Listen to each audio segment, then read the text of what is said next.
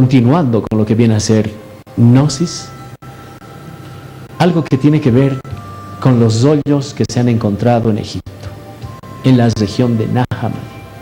Aquí se hablan de los evangelios gnósticos y que indudablemente están dando que hablar en el mundo entero. Tanto es así que están influyendo en la formación cristiana de muchos investigadores, en principio de un selecto grupo que efectivamente llegó hacia los centros de investigación y también producción televisiva. Estamos en el siglo II de la era cristiana.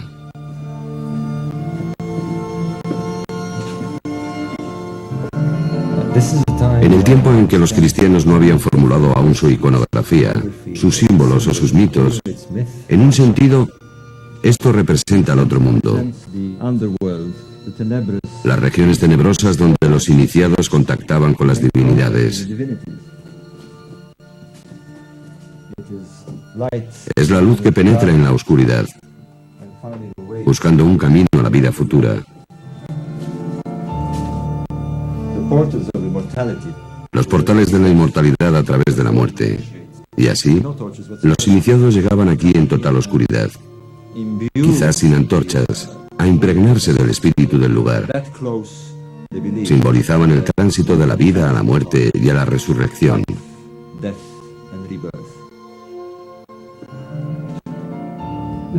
Entre la gente que venía aquí estaban los primeros cristianos. Todavía existía un vínculo entre los cultos mistéricos del antiguo Egipto y la religión gnóstica. Y vemos a los cristianos practicando los rituales de los egipcios.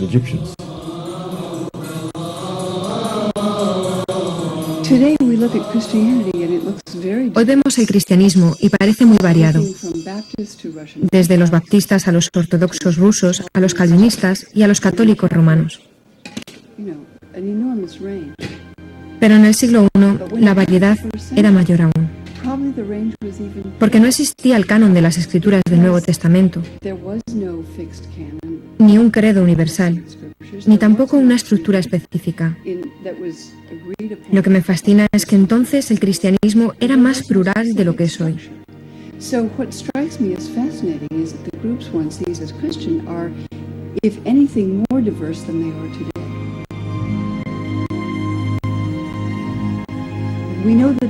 Sabemos que hubo muchos evangelios que los seguidores de Jesús leyeron, escribieron, veneraron, y también muchas otras obras, cartas, epístolas, poemas, himnos. Los cristianos contemplan los inicios de su fe con nostalgia. Un tiempo en que la palabra de Jesús y sus apóstoles sonaba como auténtica, cuando el credo era claro y su contenido incontestable. Pero ahora los documentos descubiertos arrojan otra luz sobre sus orígenes. Si los cristianos hoy veneran a Jesús como al único Hijo engendrado por Dios, que murió para redimirnos de nuestros pecados, los primeros seguidores de Jesús parecen haber tenido creencias diferentes.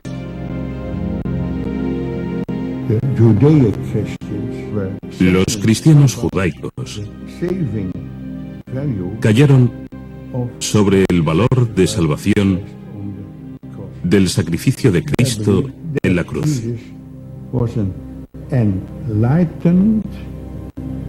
Creían que era un iluminado, un iluminador.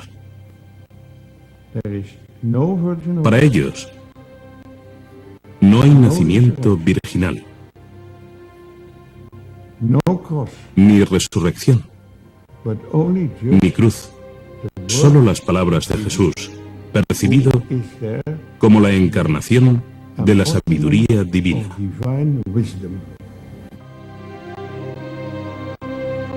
Jesús de Nazaret, hombre o mito. Los que estuvieron con él no parece que lo recordasen como al único Hijo de Dios, pero perecieron en el holocausto del alzamiento judío contra Roma. Lo describen tan claramente los evangelios. Se escribieron 2, 3 generaciones después de Cristo, en distintas ciudades mediterráneas. Entonces surgió otra imagen, la de Jesús como Hijo de Dios. Sin embargo, persistían ecos de los primeros tiempos.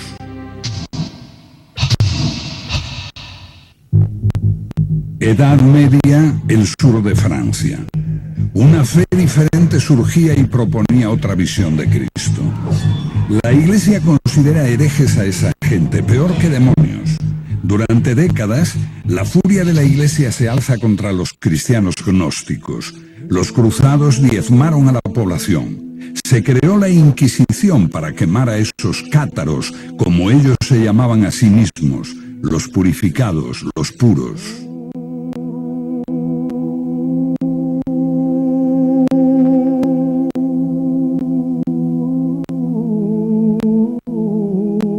Después de muchos siglos, la gente empieza a recordar a esos cátaros y visita los lugares donde fueron martirizados. Los cátaros no fueron precursores de la Reforma. No eran una herejía de la fe católica. La suya fue una fe diferente y se remonta a los primeros tiempos del cristianismo, o incluso antes, cuando la gente veía el mundo como un reino de sombras, de espaldas a la realidad, a la verdad auténtica. Un hombre atado, incapaz de moverse, creyendo que las sombras que ve en la pared son la realidad. Sombras proyectadas por el mundo divino que está detrás de él. Mira, hombre. Es así como el filósofo griego Platón describía al hombre. Los iniciados en las religiones mistéricas creían que podían liberarse de las ataduras y hallar la gnosis, el conocimiento, en su corazón. Un conocimiento secreto que transforma al hombre y lo hace consciente de la verdad, del mundo espiritual. Son los gnósticos. Los estudiosos creen que esa búsqueda también caracterizó al cristianismo primitivo, antes de que se escribieran nuestros evangelios. Hay ecos de eso en las palabras de Pablo, que habla de buscar a Cristo dentro de uno mismo, y también en otros documentos hallados hace casi 60 años en Nag Hammadi, Egipto. Los libros de Nag Hammadi son más importantes que los manuscritos del Mar Muerto, porque arrojan una nueva luz sobre el cristianismo, Jesús y Dios. On Jesus and on God. The discovery of the Nag Hammadi library by... El descubrimiento de Nag Hammadi supone un cambio radical en nuestra idea del cristianismo primitivo. Here we had Tenemos aquí 52 manuscritos new manuscripts que nos hablan del primer cristianismo. early Christianity. They were probably Estaban asociados posiblemente a un monasterio cristiano egipcio. buried to Estos libros se enterraron en el siglo IV para evitar su destrucción.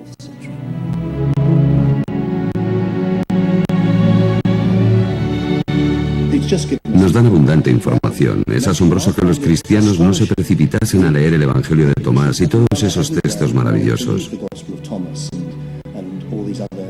Me parece que eso demuestra el poder de la Iglesia romana, que los dejó a un lado y aún los considera heréticos y peligrosos.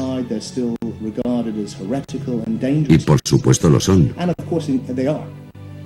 Son peligrosos para la Iglesia literalista, porque ponen en cuestión su interpretación.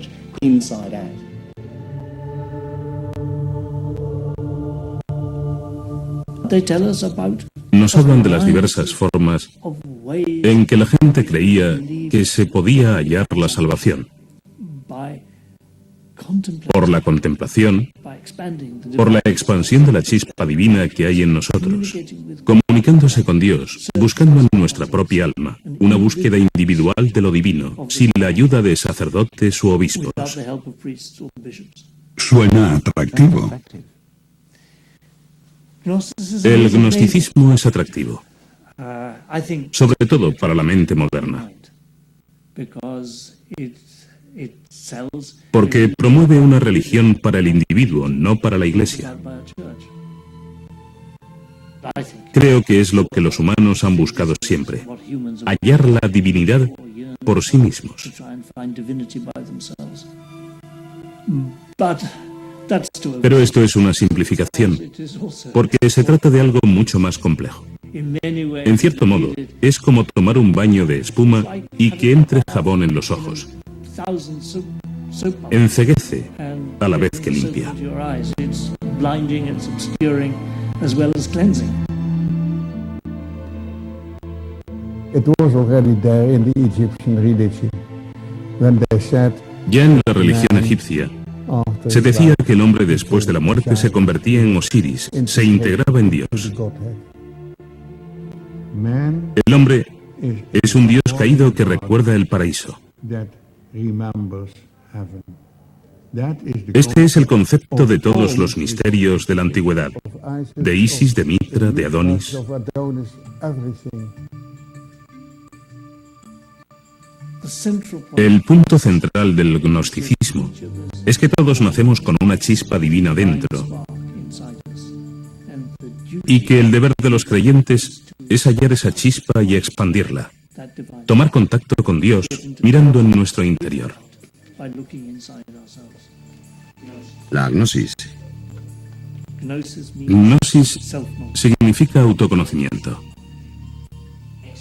¿Qué es autoconocimiento? ¿Éxtasis? ¿Psicoanálisis? ¿Qué es?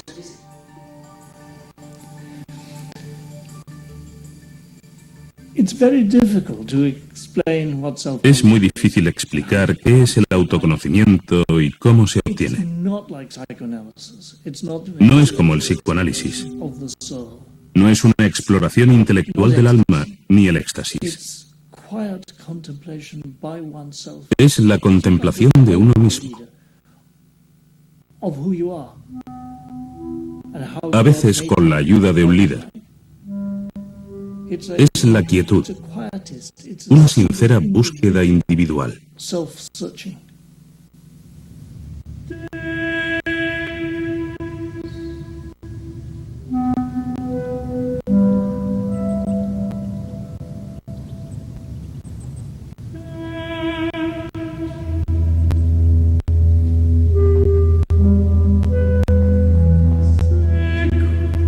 Creo que la idea básica que subyace en el gnosticismo es que estamos confundidos en nuestra idea sobre lo que es la vida y sobre quiénes somos. Adentrarnos en un entorno como este echa abajo nuestros esquemas. Estás cara a cara con el mayor de los misterios, la muerte. La idea de que dejarás de existir como forma física y te enfrentas con el misterio absoluto del que proviene todo, el misterio que somos, el misterio que es.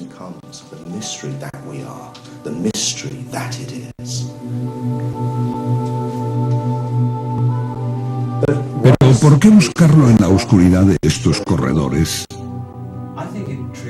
Creo que estimula la experiencia mística con la emoción de la oscuridad y los ecos de las cámaras. Todo eso conduce a un estado místico.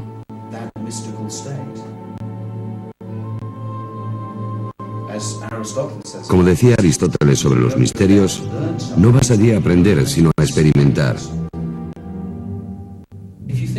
Si crees que solo es un proceso intelectual, te equivocas. Es algo mucho más grande que eso.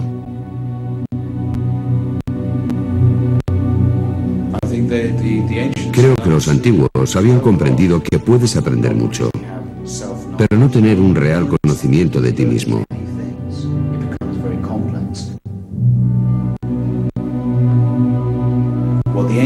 Lo que los antiguos buscan es un retorno a la totalidad, el conocimiento de la unidad de todas las cosas. Durante más de 2000 años la gnosis fue reprimida. Principalmente supimos algo de ella por las acusaciones de los padres de la Iglesia. Pero el hallazgo de Nag Hammadi en 1945 cambió para siempre nuestra forma de ver los orígenes del cristianismo. Los que los hallaron al principio los desecharon. Cayeron en manos de traficantes, algunos fueron quemados, pero finalmente llegaron a manos de la ciencia gracias a personas como Gilles Quispert, que llevó los manuscritos más importantes a Europa, y a sus amigos, entre ellos el gran psiquiatra Carl Jung.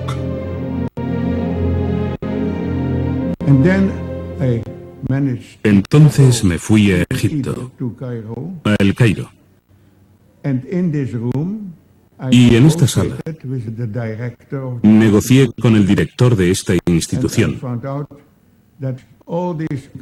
y descubrí que esos códices no serían publicados si este Códex de Jung no volvía al Museo Copto de El Cairo.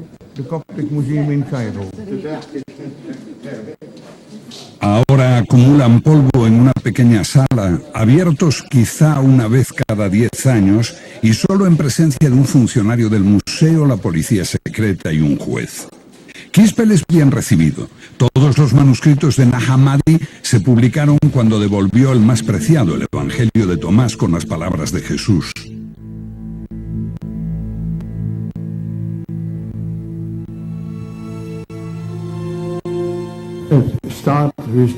Empezó diciendo: estas son las palabras que Jesús dijo y que Dídimo Judas Tomás escribió.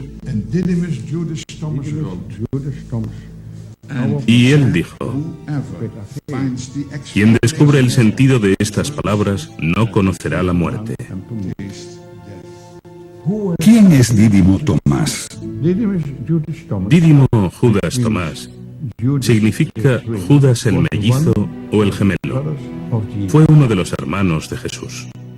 La tradición de la Iglesia posterior transformó a Tomás en el apóstol que no creía que Jesús había resucitado. El escéptico Tomás fue el discípulo más fiel de su maestro. ¿Fue quien entendió mejor a su hermano? Según el Evangelio de Tomás, sí. Se dio por sentado que no era el hermano gemelo de Jesús en sentido literal, sino más bien que quien lea este Evangelio puede llegar a reconocerse como gemelo de Jesús.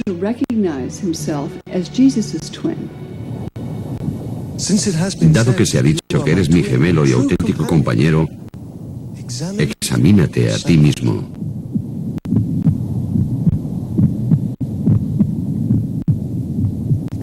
Examinarse a uno mismo. Así puedes comprender quién eres.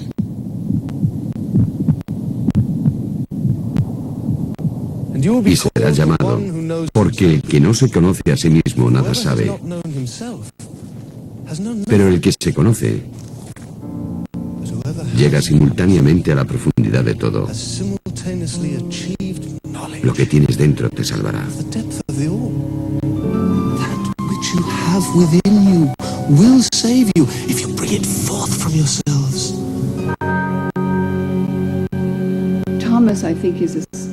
Creo que Tomás se interpreta simbólicamente, que todo el que viene a ver a Jesús viene a verse a sí mismo como el gemelo de Jesús, el que es creado a imagen de Dios, como Él lo fue. ¿Qué dice el Evangelio de Tomás? Bueno, el Evangelio de Tomás es una colección de dichos que prometen revelar algo. Lo que el oído no puede oír, lo que el ojo no puede ver, lo que ninguna mano ha tocado y lo que nunca se le ocurrió a ninguna mente humana. Bueno, eso eres tú. Tú eres lo que no puedes oír ni ver, tu esencia, el conocimiento mismo. Y creo que esta es la clave si quieres entender qué es el cristianismo y qué es el paganismo. Un viaje de autoconocimiento. Este era el gran precepto que el dios Apolo dio a los paganos en el oráculo de Delfos. Buscar la gnosis, el autoconocimiento, conocerse a uno mismo. Y lo mismo sucede con los cristianos. Lo que busca es la parte de ti que no puede morir. No es que se te vaya a dar algo que no tengas ya. Es descubrir que ya eres inmortal. Porque tu esencia no es el cuerpo. Si descubres lo que realmente eres, descubres lo divino. Descubres a Dios dentro de ti. Parece ser un cuerpo, pero eres conciencia. Y esa conciencia da testimonio del nacimiento, de la muerte, porque todos los gnósticos, incluidos los gnósticos cristianos, creían en la reencarnación, y este proceso era un poco como despertar e irse a dormir. Estabas en un ciclo de cuerpos diferentes, yendo y viniendo, pero no eras el cuerpo. Eras conciencia que da testimonio de esto, de modo que jamás naciste y posiblemente no podrás morir. Todas las cosas separadas son expresión de una misma cosa. Así, todos los seres humanos son imágenes. Ellos usan la palabra eidolon, de un demonio o espíritu. ¿Un reflejo de lo divino? No tanto un reflejo, sino la forma en que lo divino se hace consciente de sí mismo. Para el Padre, ellos emplean el término la deslumbrante oscuridad. ¿Te imaginas la luz sin nada que reflejar? Es lo oscuro. Entonces, la luz en sí misma es oscura. Y usan el término... Todos somos hijos de Dios, si descubrimos nuestra verdadera identidad. Si no, nos hallamos en estado de muerte. Esto es fascinante, creo. Estamos muertos. Para los gnósticos y los místicos, este es el otro mundo en el que estamos muertos en espíritu, porque creemos que somos el cuerpo y no es así. Somos Dios, si acaso. Somos la única conciencia del universo. Nos confundimos a nosotros mismos por esos cuerpos individuales y todos los problemas que causan. Lo que necesitamos es resucitar. Y la historia completa es así. Necesitamos morir por la identidad del cuerpo, que es el centro de la cuestión. Y necesitamos resucitar a nuestra verdadera identidad, que es el Hijo de Dios, que es el Cristo, la conciencia del Padre. Entonces todos somos Cristo, y todos necesitamos resucitar, y cuando lo hagamos el Cristo resucitará. En ese sentido, el mito, la historia completa de la crucifixión de Cristo y la resurrección, ¿es un modelo para todos y cada uno de nosotros? Sí, precisamente. Es un modelo que se encarna en la iniciación. Con los literalistas cristianos esto pronto se convierte más bien en una idea macabra, que al final de los tiempos resucitarás con tu cuerpo y serás de nuevo un cuerpo físico. Porque es lo que creen que le pasó a Jesús. Vino en cuerpo físico y murió literalmente, y eso es exactamente lo que te pasará a ti, o al menos te pasará si comprendiste el mensaje cristiano. Los gnósticos, desde luego, dicen todo lo contrario. Si no comprendes el mensaje, regresarás en un cuerpo por la reencarnación. Si lo comprendes, te darás cuenta de que no eres un cuerpo, que eres el Cristo, uno con Dios, y no será ya necesario este ciclo de reencarnaciones. Casi una fe diferente, un enfoque opuesto. ¿Cuál fue primero? Los gnósticos se propagaron en el siglo I y II y fueron machacados por una iglesia literalista que entonces comenzaba su andadura. La ortodoxia, como la conocemos, surgió después del gnosticismo y en gran medida fue una reacción al mismo. El cristianismo se define por aquello que se le opone. Por oposición al gnosticismo, gradualmente fue defendiendo sus propios términos. A partir de una gran variedad de evangelios y unas 7 u 8 generaciones después de Jesús, los padres de la primera iglesia ortodoxa empezaron a escoger unos pocos textos que conformarían el Nuevo Testamento y definirían el credo. Creo que la amenaza de persecución obligó a los líderes cristianos a buscar unas enseñanzas básicas en las que todos estuviesen de acuerdo.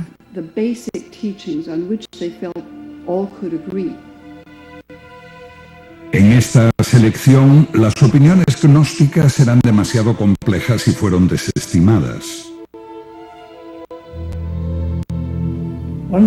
Una de las grandes bazas del cristianismo es la simplicidad con que se transmite el mensaje.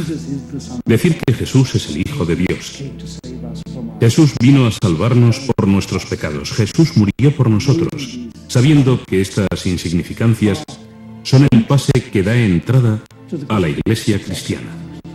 En sentido amplio, los evangelios son una invención.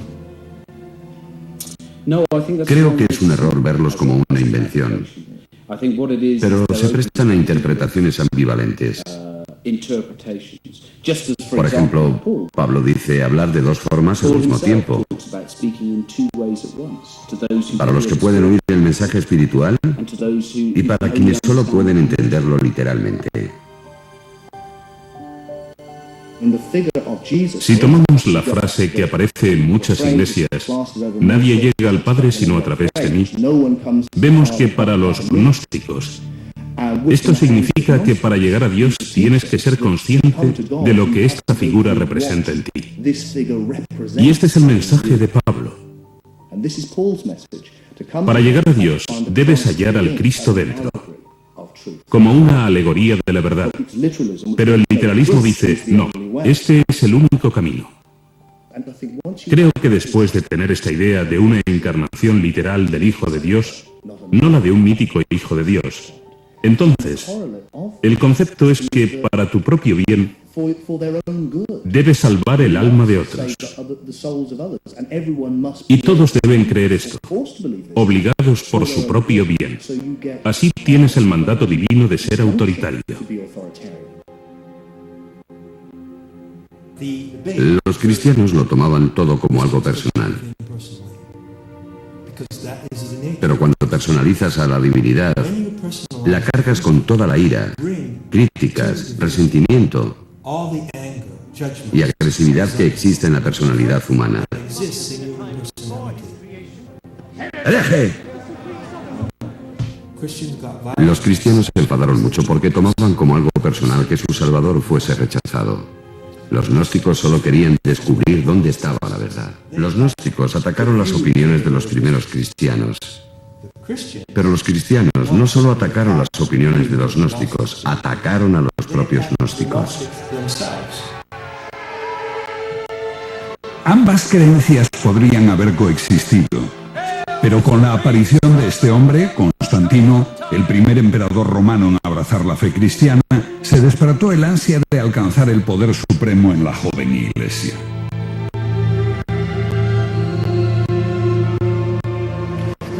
La historia dice que Constantino tuvo una visión, un sueño, donde veía la señal de la cruz en el cielo, y se convenció de que si se hacía cristiano y utilizaba este emblema, ganaría la batalla contra su rival pagano. Fue aquí, en el puente Milvio, donde tuvo lugar una gran batalla que colocó al cristianismo en su triunfante camino al éxito.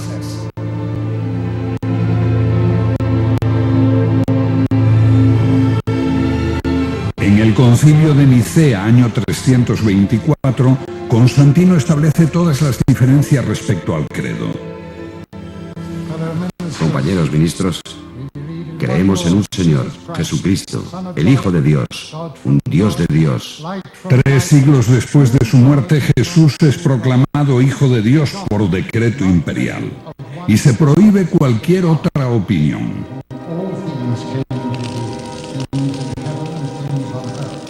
When Christianity allies with the state to create a religious monopoly, that's when Christianity becomes... Cuando el cristianismo se alía con el Estado para crear una religión oficial, es cuando se vuelve algo radicalmente diferente, triunfante, exitoso. Pero al haberse aliado con el Estado empieza a cometer los mismos crímenes que había denunciado en sus primeros 300 años de existencia. Persigue, mata por la religión. Se transforma en una institución jerárquica, opresiva, necesariamente conservadora.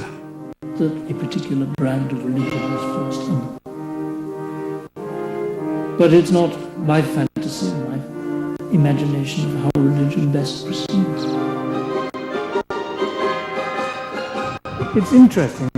Es interesante Constantino. Cuando Constantino se convierte, uno de sus primeros actos es hacerle a las iglesias de Roma grandes regalos de plata y oro. 12 estatuas de tamaño natural de los apóstoles y 2 estatuas de plata de Jesús en tamaño natural.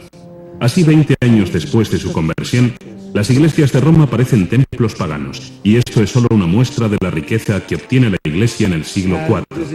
La alianza con el Estado significa riqueza para la iglesia, riqueza para los obispos, riqueza para el Papa de Roma. ¿Es corrupta la iglesia? Sí. ¿Conserva un sentido de sus orígenes, el sentido de la importancia de la pobreza? Sí. Entonces la iglesia se divide entre la pobreza y la abstinencia de los monjes y la riqueza de los obispos. Pero aún así, los obispos conservan un sentido de recuerdo de la caridad, de la virtud, lo mejor de ellos. Esto siempre desgarra, hay siempre esta tensión interior. Jesús jamás fundó una iglesia. No dejó instrucciones para una iglesia. Es una invención posterior, diseñada para reforzar el poder de la Iglesia católica.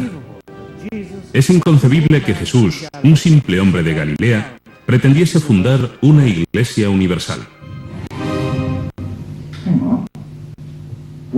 ¿Piensa que Jesús dio alguna autoridad a Pedro? Otra vez, esas leyendas son invenciones. Como la donación de Constantino.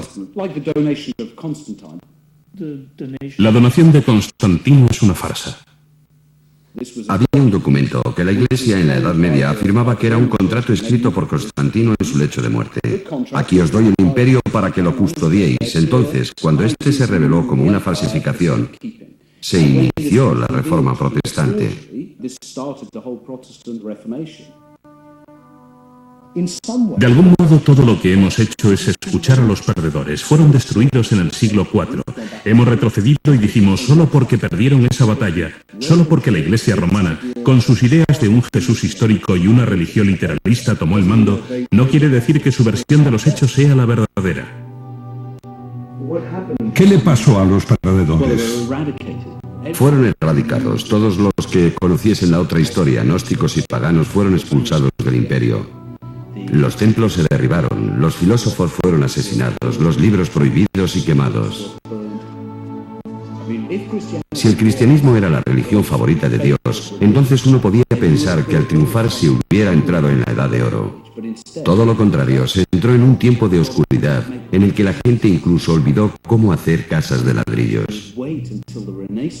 Y hubo que esperar hasta el Renacimiento, cuando esos instruidos paganos regresaron a Italia, a Florencia. Los libros de Platón, que habían estado prohibidos durante 1000 años, volvieron como la hermética, y de pronto Botticelli empezó a pintar cuadros de dioses paganos. Lo llamamos el Renacimiento de la cultura occidental, porque ésta vuelve a ocupar el lugar que tenía antes del triunfo del cristianismo. La creencia en la historia de Jesús era originalmente solo el primer paso en la espiritualidad cristiana, el misterio exterior. El significado debía explicarlo un maestro iluminado cuando se estuviese maduro espiritualmente. Una comprensión mística de Dios más allá del simple dogma. Aunque había muchos grandes místicos cristianos en los últimos siglos que intuitivamente vieron este nivel simbólico más profundo, como cultura hemos conservado solo los misterios exteriores. Creo que conservamos la forma, pero hemos perdido el significado. Mientras las iglesias se vacían, la gente busca por todas partes. A veces tan lejos como el otro extremo del mundo, sin darse cuenta de que una antigua tradición que buscaba lo mismo yace en lo profundo de nuestro pasado.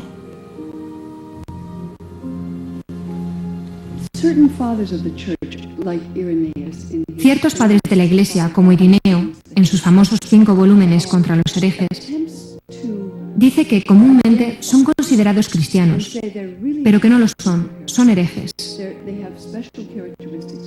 Y tienen características especiales. Primero de todo, aman leer e interpretar las Escrituras. Segundo, buscan guiándose por su propia intuición.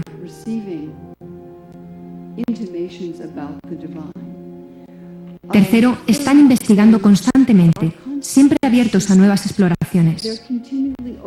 Uno podría haber dicho lo mismo de quienes ahora integran la corriente de la nueva era. Indudablemente, se espera que los filósofos investiguen e indaguen.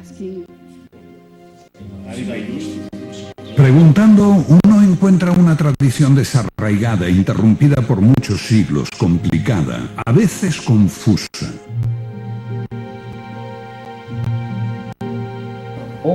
Todo esto parece un poco difícil de entender para un hombre moderno. Querido amigo, no hay atajos a la gnosis y ningún nirvana instantáneo. Me hizo reír con esto el anciano caballero, porque tiene razón, por supuesto.